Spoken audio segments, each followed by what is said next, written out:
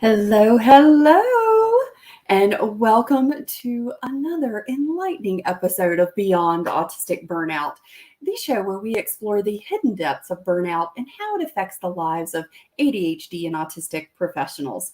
I'm your host, Carole Whittington, and today we have a truly exceptional guest with us. Our guest today is Chezzy Kennedy, a renowned TedX speaker and neurodiversity trainer. She's here to take us on a journey through the uncharted territories of burnout, both its mental and physical toll, and how she found her way back to thriving. We'll uncover the relentless pressures we face, the pitfalls of following so-called business gurus, and the importance of recognizing the physical impact of burnout on our well-being. So get ready for a captivating conversation that could change the way you perceive and begin to tackle burnout in your life. Stay tuned as Chezzy shares her incredible journey and insights and so much more. Don't miss this episode. It's time to unmask the true nature of burnout. Let's get started today.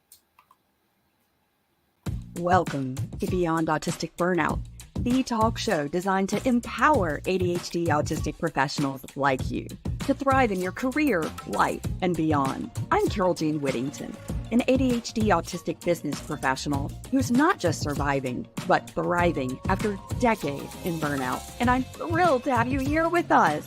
Each episode, I'll be joined by inspiring guests as we dive deep into transformative strategies and insights. We'll show you how to break free from burnout, ignite sustainable energy, and embrace your authentic self. Together, we'll navigate career challenges, nurture relationships, and excel in every aspect of life. It's time to fuel your success and embark on your journey of empowerment. Let's take this incredible journey together. Get ready to be an authentic leader and unleash sustainable energy in your life. Welcome to Beyond Autistic Burnout. Let's start thriving. We have got a power-packed show for you today, my friends. And yes, we are an hour early today because I have to go pick up my rental car to head to Missouri tomorrow because I'm going to go watch my youngest son graduate from boot camp and AIT. So we've got a pretty big day ahead of us. So let's get going with the show today. I've got some really, I think, powerful topics to kind of kick us off. And hey, if you're joining us here today and you're in the chat, please say hi. Hey, Charlie, I'm so glad to see you. So today, this week, the third week of September, kicks off Eczema Awareness Week. And guys, there's some reasons that I'm going to be talking about a lot of different topics today as we sort of dive into what's going on in the world, what's happening, what are we looking at, what are we embracing, celebrating, and how do these things impact us? So September is Eczema Awareness Week. And tomorrow is Celiac Awareness Day. Now, guys, this is my wheelhouse right here. I don't have eczema so much as I do have celiac. I am a celiac. My dad is a celiac, that nice genetic component that we all talk about. I told him one day, I said, Dad, you didn't have to share those genes with me. I would have liked like the Gloria Vanderbilts or something like that. You could have kept these. Because, I love bread and I love pizza, but I've had to find new alternatives. But the reason that I was sharing these two things in particular, that it's Eczema Awareness Week and that it's also Celiac Awareness Day tomorrow. And hey guys, share in the chat. Is this you? Do you have eczema or are you a celiac also? Because here's some interesting statistics that kind of come back home for our neurotype. 17% of autistics have eczema. Shock, right? And we are 20 times higher the rate of autistics that have celiac disease compared to non-autistics. Now, there's no direct correlation that anybody's come up with yet, but they are showing that we are 20 times more likely to have celiac than non-autistics. And then 17% of us, more of us, have eczema. So guys, this is definitely something to be thinking about. So I wanted to share some tips to manage the itch. And if you are looking for some good resources, the National Eczema Association has some really great resources and articles and tips around eczema. Josh has eczema. My oldest son has eczema, and it is really tough. And as we're entering the cooler months, I know that this is also a time where, your skin gets really dry. It gets really itchy. And it can be really tough, especially when it gets raw and it starts to hurt. So one of the things that we found that has really been an amazing resource, and more so than any of the like quote unquote eczema creams that we tried, was just pure petroleum jelly, not fragranced or with any of the stuff, but just applied frequently throughout the day. That petroleum jelly made the most difference for the folks that itch in my household. And I use it on a lot of my dry, scaly spots because thank you, perimenopause, right? Another suggestion that came from the National Eczema Association was to wear sunscreen. Make sure you get the kind for sensitive skin. And another one is to avoid products with coloring and fragrance, that can make it worse. So we got a question here in the chat.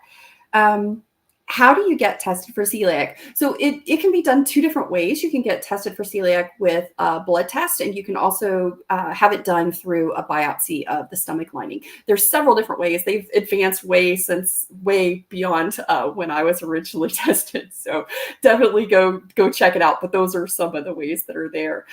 So today is September 12th, and it is Chocolate Milkshake Day. I figured if we were going to talk about all the itchy and stuff and the things that we can't eat, we might as well talk about some of the fun stuff. So I have to avoid dairy as well, but I can make like an almond or a safe, dairy-free chocolate milkshake. But it is Chocolate Milkshake Day, and I wanted to share some insights around the health benefits of chocolate because there really are. There's some great antioxidants in dark chocolate that help to lower bad cholesterol levels and prevent plaque on the artery walls. That's a good thing. While the flavonols in chocolate are good for lowering blood pressure and improving blood flow. So eating dark chocolate in moderation can lower your chances of heart disease. So hello, folks. There are some great reasons right there for you to maybe find a way to indulge in a chocolate milkshake today. Chocolate's one of my favorite things. So September 10th was Suicide Prevention Awareness Day, and we also had the whole week. And I want to talk about this because this is something that I have personally experienced throughout my life. And it began at the age of 6 for me with suicidal ideation, but that also co-occurred with the first autistic burnout that I can go back and now recognize. And this was one of the reasons that I founded Mind Your Autistic Brain. Not just because of my own lifetime struggle with suicidal ideation and even attempts throughout my life, but because I had lost 3 very dear people to me in the span of a week. And at that point, I had just gotten on the cusp of beginning to thrive and getting out of burnout. And the reason I started Mind Your Autistic Brain, and one of the main reasons that I wrote my new book that just published, Unleashing Sustainable Energy, was because this had been so life-transforming for me and life-giving, and I had lost friends who had not found it. And so I am so very passionate, about sharing this because it is so incredibly important, because each person's life is so very valuable. And I want to try and help each and every person that's out there that's ever thought that they didn't want to be here anymore, that it was just so hard, that there is a way. And there are a lot of statistics that are out there right now, and these were some that were really eye-opening. And I'm going to remove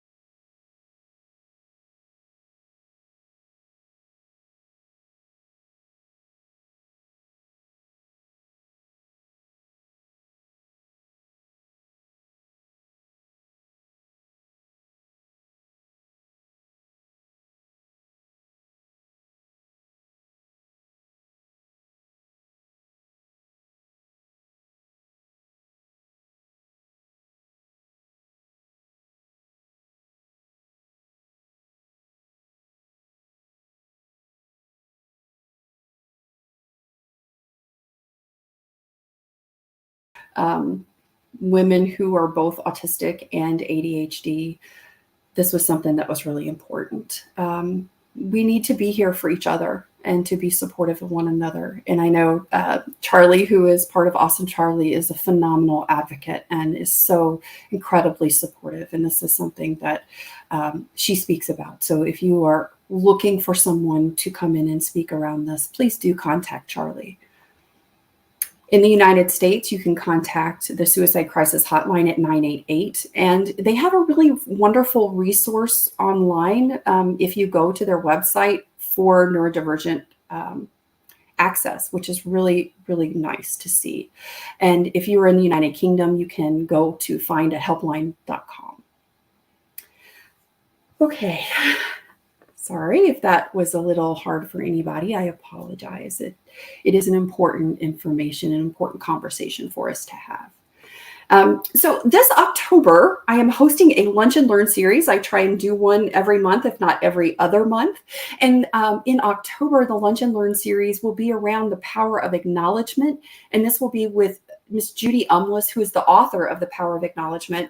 And the reason I wanted to mention this again today, she was on the show a few episodes ago, is because one of the things that really transformed and changed and made the greatest impact in my life, because I felt so unseen, unheard, and misunderstood, was learning about the power of acknowledgement, and not just how it shows up in my life, but also how I use the power of acknowledgement in the lives of other people. And if you would please join us in October, there will be a link in the show notes. I'll come back and drop it in the comments. You guys can sign up. We have 2 different dates for this event in October, so you can pick one of the lunchtime slots that works best for you. Come learn through the power of acknowledgement, how you can change your life and that of those that you care about. So my guest today is the incredible Chezzy Kennedy, and Chezzy is really fantastic. She models and exemplifies thriving, and she works for a company called Thrive. This is Chezzy here with one of the really cool STEM tools that she 3D prints and takes to her training events that she does.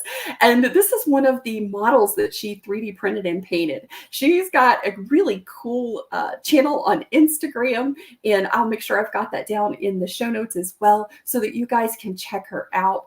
I cannot wait to share this conversation with you. We did pre-record this at the end of last week, so here we go, guys. I am thrilled to introduce today's guest, Chezzy Kennedy, a true champion of neurodiversity and inclusion. She is an incredible trainer, TEDx speaker, and so much more. Get ready for an eye-opening conversation about the physical impact of burnout on ADHD autistic professionals. Welcome to the show, Chezzy. Hi, thanks for having me. Oh my goodness. We were just chit-chatting, like we always do, you and I, when we get in a room together. And I went to a presentation that you did yesterday around suicide prevention, because we just are wrapping up as the show is airing. Suicide Prevention Week. We had Suicide Prevention Day on Sunday. And this is the reason suicide is the reason that I started Mind Your Autistic Brain. And when I saw the conversation and was part of that yesterday with Chezzy, and the conversations that were happening and the things that were being brought up, guys, that the results sometimes when we're in burnout and we are late identified can be so incredibly isolating. And that's one of the reasons I started this talk show, was so that we could find our people. We could find maybe the person that connects with you, because I may not be your number one person, and I want to introduce you to your person. And hopefully that person, and she's my person, is Chezzy Kennedy. And we're going to be talking about burnout and the impact that can have, especially in our working world. And how does that really show up in our bodies? Because when we also have co-occurring health conditions that can really wreck you real bad when you don't realize what's happening. And that's what happened to me. And that's what happened to so many people. So Chezzy, get us started with sort of how do we even end up getting in this place in the first, in that place of physical impact from burnout? How do we even get there? What's the journey? I mean, how do we end up, what are the thoughts or the expectations that land us here sometimes? I think for me, I think it's really simple how we get here as neurodivergent individuals. And this is lovely being in your talk show because I'm usually really careful to like talk about everybody, but no, this talk show is about us neurodivergent individuals. So I'm going there. So quite Go often, there, baby. so quite often as a neurodivergent individual, you are trying to live your life the way everybody tells you should. This is what you have to do. We've all got the same 24 hours in the day. Make the most of every single one of them. I hate that because do you know what? I've probably got about 4, 5 tops that I can make use of. Oh, you are so speaking my language. And that's, that was one of the things that you and I have talked about in the past when you've been on some of these great panel conversations we've had here on the show. And it's identifying your peak performance hours, like knowing what your window of operation is and accepting that that is really amazing. And you don't have to be this high performer 16 hours a day. That's just, I don't know anybody that does that. Do you? I used to. Well, I did too, but let's just say I wasn't impactful in that 16 hours.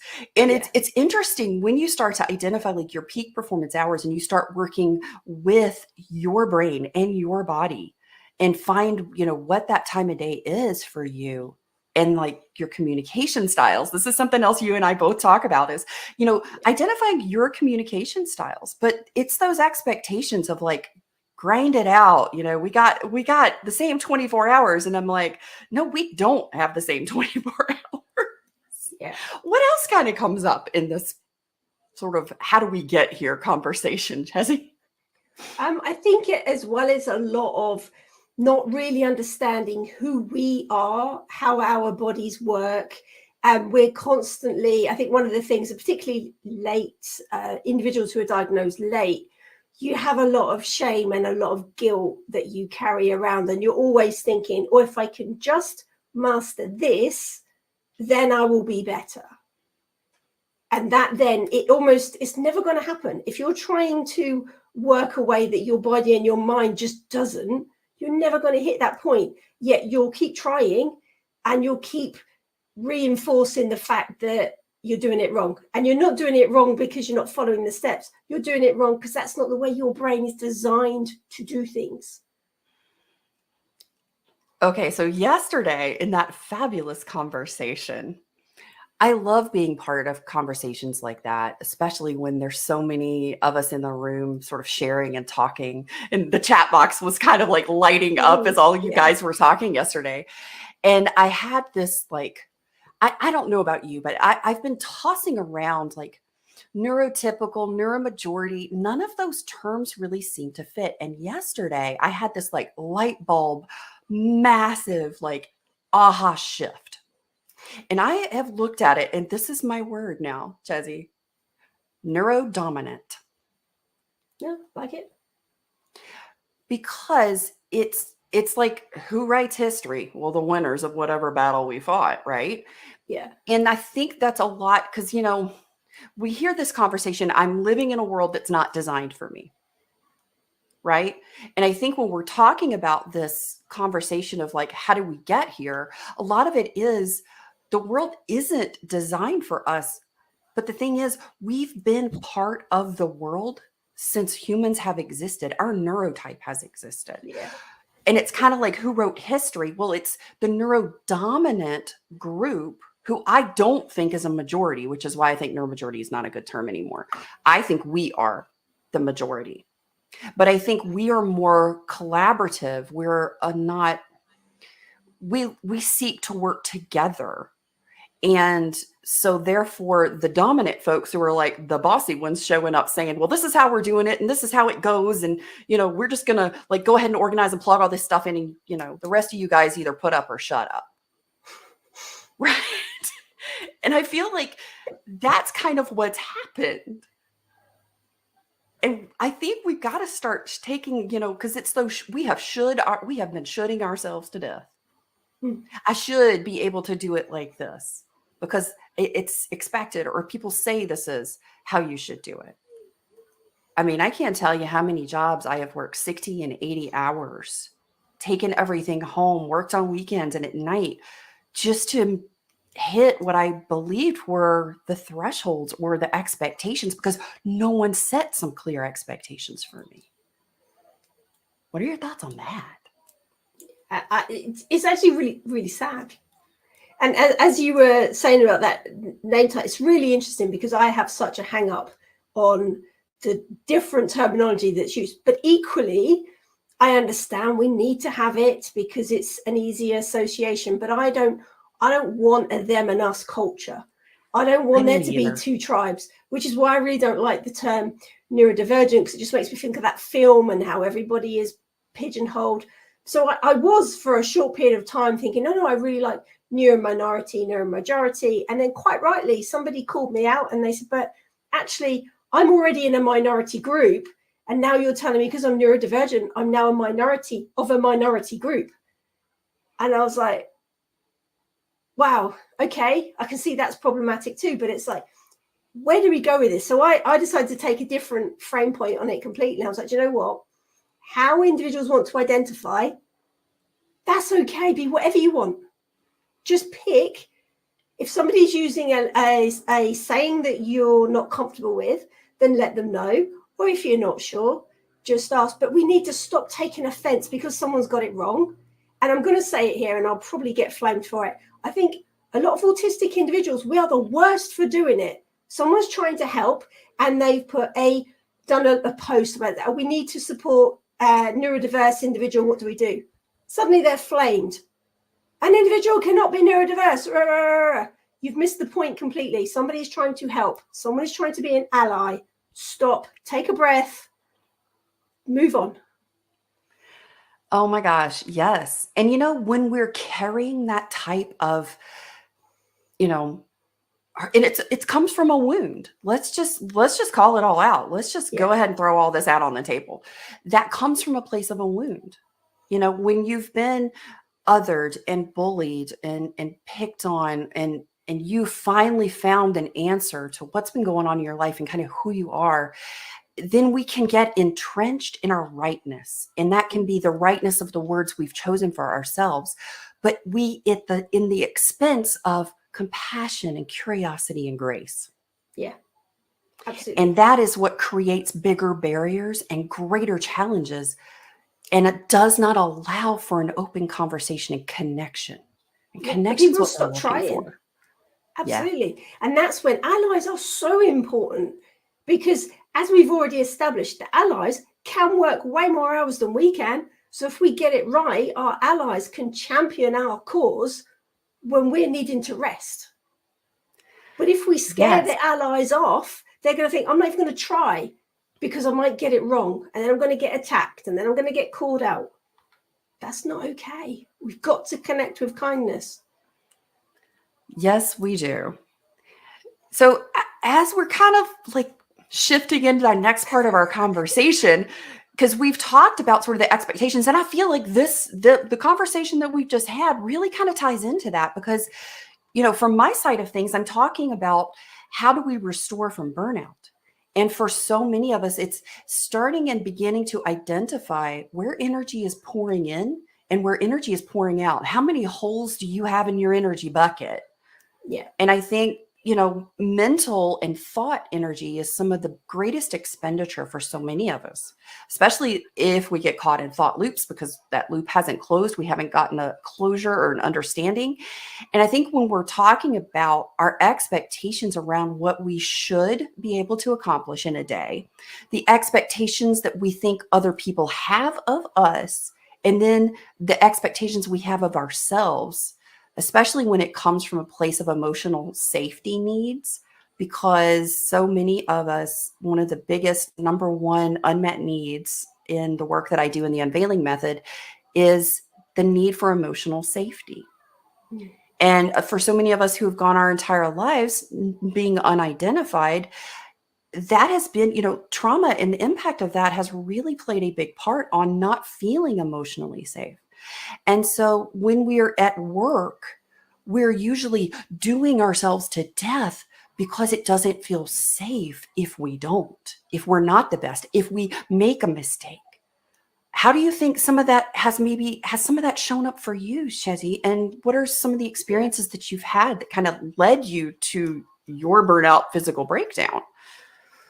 Well, I think, yeah, for me, so if I go back just before the what's that saying, the wheels start falling off the car or something like that. I'm terrible with idioms because I get so distracted, but it all kind of started crumbling just before COVID hit. So probably if we go back to, I don't know, maybe January 2020, my business was doing okay. I used to do a lot of work. I had a different business. I didn't work for Thrive then. I had my own business. And I used to do a lot of work in schools, supporting teachers to manage their neurodivergent students. So I did loads of work there. But what I was finding is that I was slowly failing to mask my autistic self, who doesn't follow procedures very well if they make no sense. So that was the first trigger that was happening. So I was finding I was losing clients, school clients, because I was saying it as it was, that it wasn't the child's fault and they had no right to exclude a particular child because they hadn't met the sensory needs. And I would get into all these big arguments with the schools, yet if I put on my neurotypical mask, what I should have been thinking is, this is the paying client. I need to pay them lip service. I need to be respectful of the way that they're doing things and try and tiptoe around their needs and not really put the needs of the child first because they're paying me. But my autistic brain just couldn't, that wasn't happening. So that was the first thing. And so my mask was already starting to slip. And I think now, that also showed that I was starting to get stressed because I wasn't able to play the role properly. And then obviously, as I started losing clients, I then kind of panicked. I found myself on Facebook following all these so-called business gurus who are like, I've got the answer for you if you buy my program, 10-step program. And I got suckered into the groups, and I brought several of them. And I don't think I have ADHD, maybe I do, I don't know. But I got really suckered into that. You need to buy it. This is the answer. This is the snake oil. This is what we've got. And everybody in the group would be buying, so I would buy it too. I'd follow all the steps because I'm quite literal. So if I'm told to do something, I did it to the point. But what I didn't realize is that I was following business coaches who were selling to other people trying to build their business. And that's a completely different psychology to where my business was, which was in the UK, selling support to parents to manage their neurodivergent children. We're not there yet in the UK. The UK parents are not ready really to pay for that kind of thing, because doing online courses not for a course is just not really there yet. But anyway, I kept beating myself up thinking it's me doing wrong, it's me doing wrong. I'd go from one person to another. I'm losing money constantly now in my business. I'm getting frustrated. I'm being told when I put questions in these groups, this isn't working. I'm being told I've got a money mindset. I'm not working hard enough. I haven't got the right content in my newsletter. I haven't got 5 funnels and an upsell or whatever it was. All these reasons of why I'm not good enough. So I'm trying to do that. Now I'm dyslexic. Trying to even just do one post takes half an hour. So my time was just, I wasn't seeing my family. I was just bogged in. And then finally I found another coach who, promised this, promised that. And I had a one-to-one call with them. And I said, look, I've got £2,000 left in my bank account. I've got nothing else. Is this going to work? Absolutely. And there was all these bonuses that were promised. Do this, you get to power hour with this. Power hour, what a load of nonsense. You get a power hour with this person, you can have this, you can have that. So I paid it. And I got just a few units of videos, which, to be honest, most of it I knew anyway, because I brought so many other courses. None of the bonuses kind of appeared. And I'd lost everything. And then suddenly COVID hit. We're locked down. I've now lost all my clients as well. And it was literally within that same week that suddenly I got this pain in my leg, which I thought was a bit odd. So then it kind of went to my lower back. So I went and saw a chiropractor, and then it just got, and I know it's got nothing to do with the chiropractor, but it just escalated.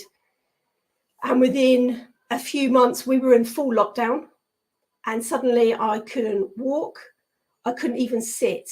I just had to lay down on the floor, and I was in screaming. I've never known pain like it, and I've had children. It was horrendous. Nothing. I'm just then isolated. You can't get to the doctors. Doctors have closed. I went to A&E. They didn't really want you there. So they just give you medication, send you off. Nobody examined me. Nobody examined me for 8 months. It got so bad in the end, I was prescribed morphine, and I had a litre bottle of morphine that I was taking pregabalin, morphine, codeine, so many of them, all a real cocktail. How I managed to get out and not be addicted is amazing, and I'm so grateful for that. But it was gone, and it wasn't until at the start of the second lockdown in November 21 when I finally got seen by a consultant. By this time, I'd lost all muscle wastage in my left leg. I couldn't even push his hand away with my foot. And he looked at the scans. He said, "Oh my goodness, when was your car accident?" And I was like, "I've not been in a car accident." Oh my gosh. Yeah. And my scan, he was so shocked. He pulled up another scan of someone who'd been in the car crash and looked at mine, exactly the same. Holy cow. Yeah. Chezzy. I do things properly if I'm going to do it. I mean, do a bang up job, hun, really.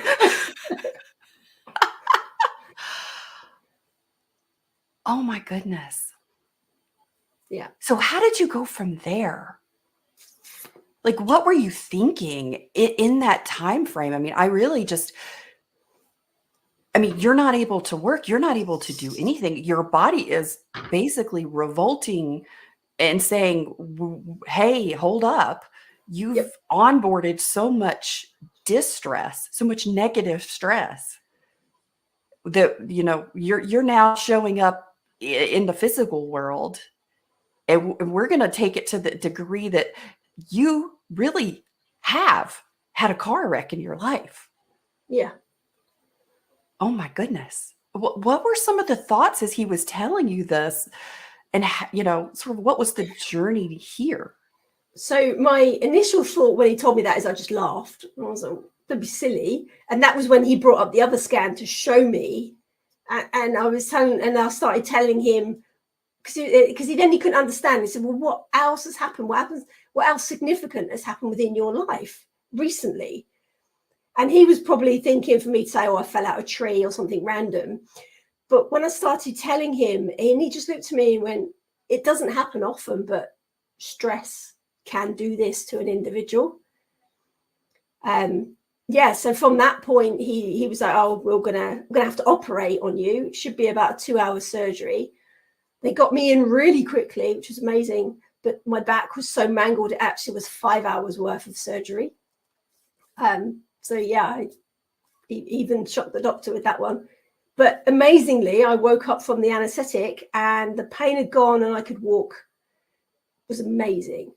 But in between that time of waiting for surgery and getting healed, I have to give so much credit to my wife, because she sat down, and it's almost like in these times of despair, you're forced to look at stuff. And she'd gone through all our incoming and outgoings and really looked at what was essential, what money did we really need, and what money were we just spending because we had it on stuff we didn't need. And her doing that exercise, she was able to show on paper, we don't actually need a lot. We were very grateful that we hadn't racked up debt. We're not those kind of individuals, but we were spending on stuff we didn't need. And from that moment, it was like a massive, I suppose that stress weight had been lifted. And it was like, you know what? You don't need to be earning loads. And I worked out that I could get better, and I could actually just do 5 hours a week at the local supermarket being paid minimum wage, and we would be okay as a family. And although I didn't really want that, for my mind to hear that was beautiful. And that's when I was chatting more with Simon, who founded Thrive. And at the time, he was mainly just focused on mental health. And we were having this chat, and we'd had many chats where I was quite high on morphine and everything else. I don't remember a word, but apparently they were really good chats. I love it. But he then said, he was like, no, I don't want you to get a job at a supermarket. He was like, come and support me. Just do my social media for me, and I will pay you. Because Thrive was literally just starting as well. He was a one-man band at that time. It was like, I will pay you the minimum wage because that's all I can afford at the moment, but I don't want you to go into the supermarket. So he took a chance on me, and then together we kind of saw the connection. And because he's in corporate work, he comes from corporate, whereas I didn't. So with his knowledge and my understanding of neurodiversity, we have grown Thrive to be what it is now, which is like a powerhouse of mental health and neurodiversity. So it certainly is. You know, that is one of the things that really made a big difference for me too. And, you know, when we were talking about what are usually the catalysts that lead us to burnout, and then that physical breakdown that most often happens, especially as we're moving into higher levels of spicy burnout, from that, you know, transitioning in a level 3 cayenne to a habanero level 4, or that ghost pepper level 5. And that ghost pepper level 5 is usually what I say is so hot you're not. That's when everything really will start to shut down. You know, I have clients that come into the unveiling method who are in level 5 and they're still working full time. And it is such a very delicate balance. You know, I talk about, we have a different restoration approach for each pepper level, and within each degree within that pepper level. And it's so important to meet people where they are, because when you're at that place, you know, it's what can I look at? What's the minimum viable for me? And, you know, that was the gift that I could say I gained, very similar to what you just described. And gosh, your wife is just an incredible human to sit down and put that budget and really look at the numbers, because, you know, we have those societal norms, those expectations of you have to earn this certain amount to be successful. Yeah. 6 figures a month at least, or forget it. Right. You know, or, you know, if you don't have a $10,000 a month and your business sucks, and, you know, all this kind of stuff. Right. And so that becomes sort of this goal and this gold standard. And that had happened to me. And when my body completely broke down and I was bedridden, couldn't even lift my hand some days to feed myself, I had to really look at what do I really want? How do I define success? What do I really need to be comfortable and have the life that I want? Because I had been living based on the expectations of the life that everyone else seemed to have or expect, but it wasn't even what I wanted. And I'd never stopped to ask myself that question. So and true. I discovered it's a hell of a lot less than what people say. You know, it's still, you know, I still want a nice, comfortable chunk for myself and my family. And I think that's, you know, what we all need and want, but it's not this crazy excessive number that I thought I was supposed to be achieving that was killing me trying to do it. Absolutely. Perfect. And I think that's so important, because I think we forget when we talk about, oh, you've got to write your goals. Where do you want to be? What's your ideal lifestyle? And people automatically think, like in the UK, like you said about that £10,000 a month for one individual. That's what I want. Now, we're not talking about a business. That's different for a business to generate that, because you've got teams. But for one individual to generate, really, even with the cost of living crisis, do you really need or want that? And actually, when you strip it back, what do I want? I want to get through the week and not feel like I need to sleep all weekend to recover. I want to get through the day and not end up non-verbal at the end of it. That's what I want. Those are my goals. And it's almost like you have to, people often talk about it, you have to get to rock bottom. And I think that my back going, for me, that was my rock bottom. That was my wake up call to understand your body, your mental health, because you know what? If you're not going to stop, the body will force you to stop. And it's almost like you hear this voice. It's like when your mom was there and you're a kid, you need to stop now. Stop. Or I give you a reason to stop. It's just like your back's the same, or your body. If you do not stop, your body will break you. And then you can't generate any kind of income whatsoever. No, you really can't. And, you know, that's one of the questions that I put in my book. What's the result? What's going to happen in your life to the people that you care about?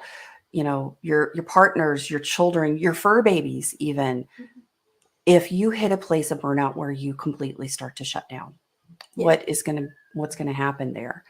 And I don't ask that question to scare people. I ask it to be of service, to really kind of shake your mind up for a minute, to go pay attention and really think about what's going to happen, because that is exactly the path that most people are on in burnout. And especially when they don't recognize that they fall into that restoration illusion trap. If they've been hanging out at a level 4 habanero pepper burnout for a long time, and that's become the new norm, like that's the, you know, I nonverbal by the end of the day, shutting down, you know, every weekend spent in bed or under the duvet or the couch trying to recover just to make it to Monday, push through, maybe have a decent, somewhat of a day Monday. And by Tuesday, Wednesday, it's starting all over again. And when you're in that place, if something shifts and you've been there for a long time and that's been like the norm now, when something shifts and the stress changes and you start to get some of your needs met more consistently and some energy starts pouring in, and you move down, maybe even just a few degrees within that same level, or you move down to maybe a level 3 cayenne pepper level, and you feel better, you've got a little bit more energy, your skills and abilities don't feel as taxed, maybe executive function is shifting a little bit, if for the better. And then if they're out of burnout, when they're really just in a lesser degree of burnout. And that's one of the big pitfalls, because the minute something shifts again, because you're not aware of what's going on and you're not cognizant of the elements in your life for burnout and restoration, then you end up on this chronic cycle burnout, because if something shifts, you don't have the things in place to adjust for it or to continue to restore. And you're boom, next thing you know, you're back in a 4, maybe you go deeper and you're in a 5.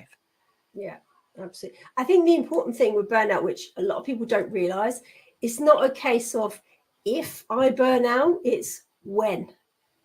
And even now, when I'm thinking and I'm setting up my planner for the year, I'm always thinking the first thing I do every year now is I will block out 1 week every single quarter.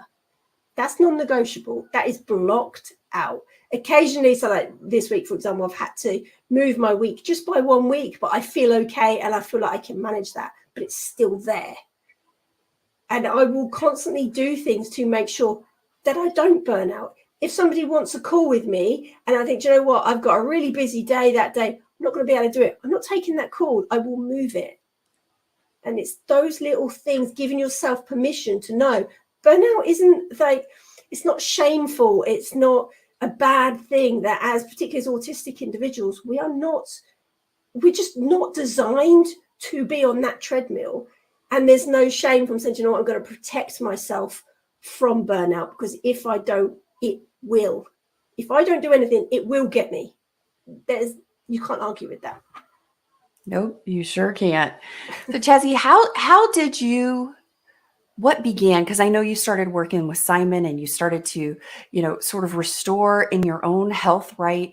What brought you, do you think, would like putting that week in every quarter, you know, really looking at your energy throughout the day and deciding, is this something that I can do within, you know, what I know is my peak performance cycle today? And is it going to serve me, or do I need to do this some way differently? How long did that take you from your back and your surgery to where you are today? About what was the cycle of restoration for you in that? And what is your thriving sort of blueprint? Blimey. Okay. I'm rubbish with stacked questions, but I'll try and do that. I know. Okay, I'm sorry. I was trying to do one because I know you're like one question at a time. I charge extra for other questions. So, well, I'll give you the one. So yeah, how did I start to recover myself? So the very first challenge that I had, and as I touched on briefly, I had to get off of this medication, and it was such strong medication. And it was only because before I had children, I used to work in the operating theatres. So I knew how addictive, how highly addictive these drugs were that I'd been given. So that was always in my mind that I had to get off of this medication. So that was my first challenge. And my heart just goes out to anybody who has, for no fault of their own, got addicted to prescribed medication, because I think it's given out too easy and there's not enough support for that. But anyway, my first challenge was to get off of that.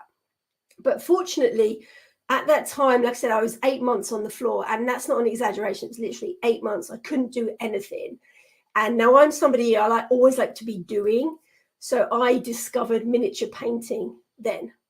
So I used to spend my hours just laid on the floor painting these tiny little figures. And I'd already kind of found that by painting them, it was like a meditative state I could get into. It was just me, the model, the paints, no other thoughts needed. So I already realized as I recovered from surgery that I'd found something that worked for me. And I already knew about the benefits of meditation and mindfulness and things like that. But until that point, I'd never found something that completely switched off my mind. So I kept making sure that even now I was mobile, I was going to dedicate time every day to paint something. And even now, I don't paint every day now, but I will paint at least once a week. I will make sure that I go back to that. And it was then I just completely reevaluated, having known, like, financially, this is the cash that I need. I then completely just reevaluated everything. What is important to me? What is important to my family? I love walking the dogs. I started to think, why did I give up, like, proper, as they call it, proper work, as my mum says, when are you going to get a proper job? I gave up having a proper job to do my own thing. And I thought, why did I do that? I did that because I wanted to walk the dogs. I wanted to be able to go and do something when I want to do it. So I started to put in those things as a priority first. They get first dibs in my diary.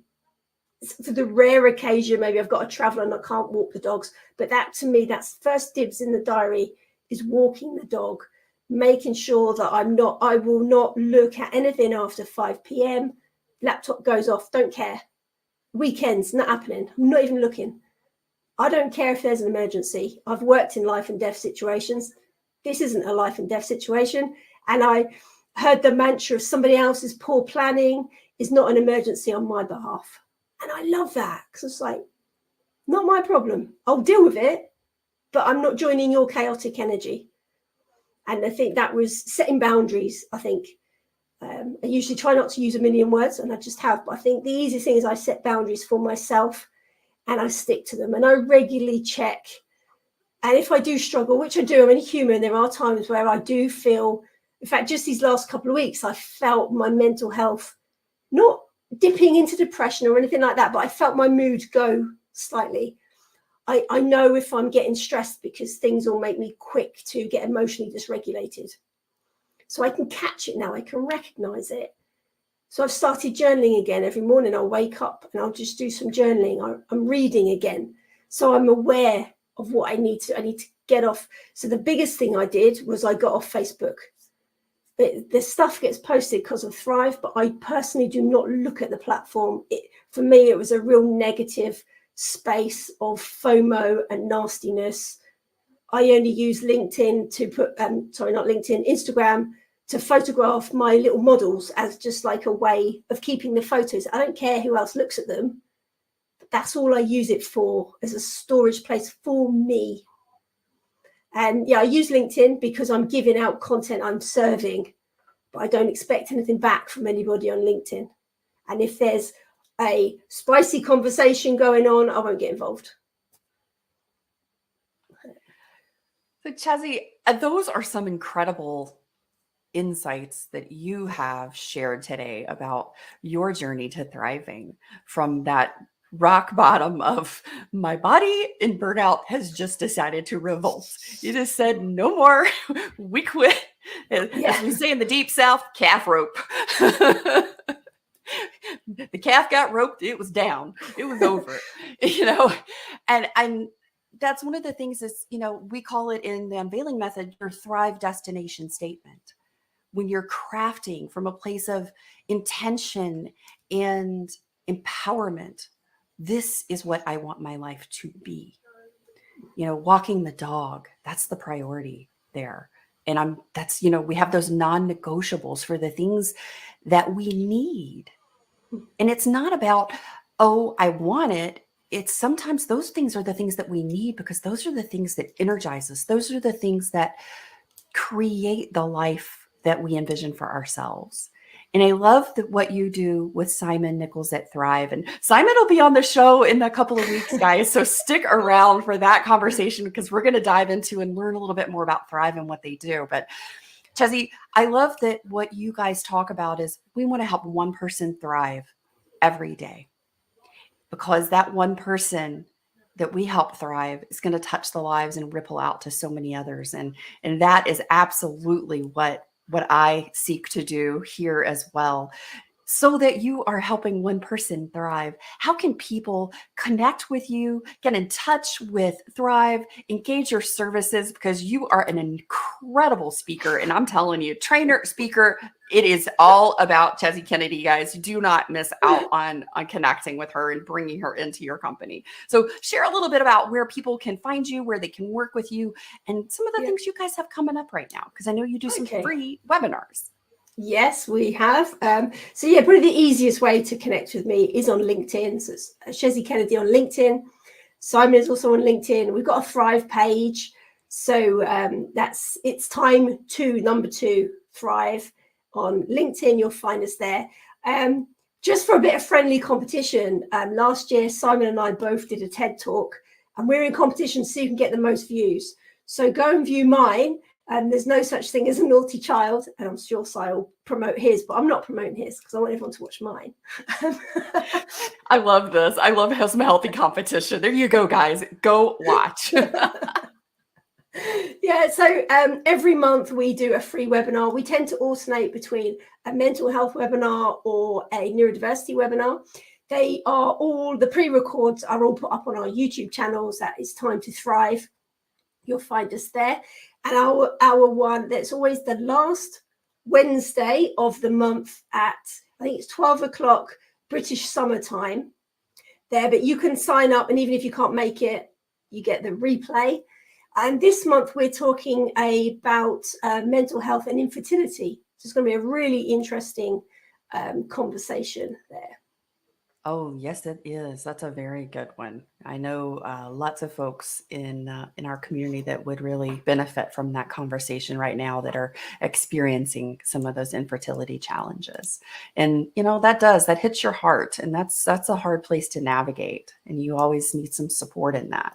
I've been there. Guys, thank you so much for joining us today, Chezzy. I will have the link down in the show notes for you to connect with Chezzy over on LinkedIn to view her TEDx talk, because we got a healthy competition going on. I love that. And where you can sign up for any of the webinars that Thrive has coming up, or go take a look at the bank of amazing training that they have on their YouTube channel. Thank you so much for being here today, Chezzy. This has been fantastic. Oh, thank you for having me. Enjoy it.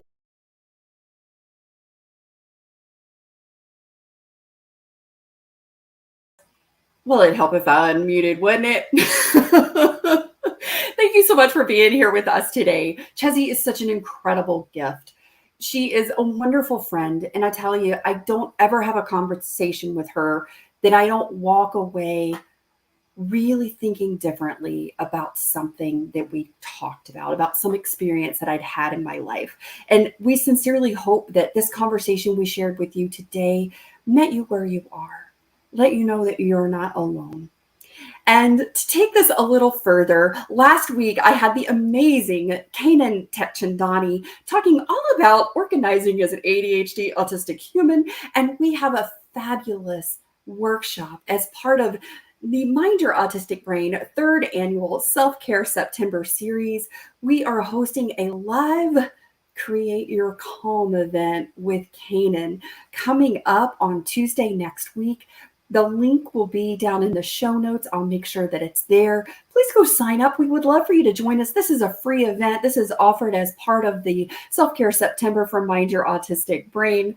And hey guys, this past Saturday was my big book launch party sponsored by XXO Connect and Hyperlexic Publishing and hosted by the phenomenal Nikki Collins. She is the founder of the Autism Coach and author of Through Autistic Eyes. And we had a wonderful conversation. My book is out now, and you can get it in a variety of accessibility features, including easy to read font and open dyslexic font. It also includes something that is breaking publishing glass ceilings to accessibility, and it includes an audio version and video version with captions.